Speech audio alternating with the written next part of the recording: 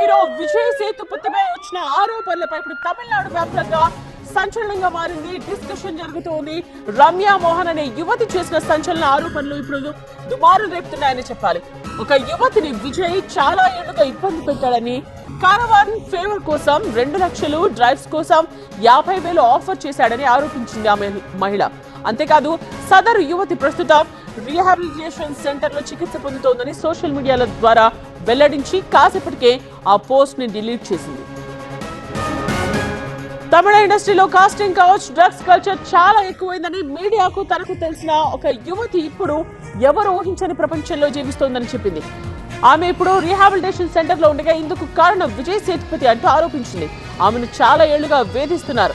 ఇండస్ట్రీలో ఇలాంటి స్టోరీస్ చాలానే ఉన్నాయి. బాధితులను విమర్శిస్తూ ఇలాంటి వ్యక్తులను మీరు దేవుడిగా చిత్రీకరిస్తున్నారు అంటూ రమ్య విమర్శించింది. అయితే విజయ్ ఆరోపిస్తూ చేసిన ట్వీట్స్ ను కాసేపటికి ఆమె డిలీట్ చేశారు. దీంతో పెద్ద ఎత్తున ఆమెపై విమర్శలు వచ్చాయి. దీంతో దానికి వివరణ ఇస్తూ రమ్య మరో ట్వీట్ చేసింది.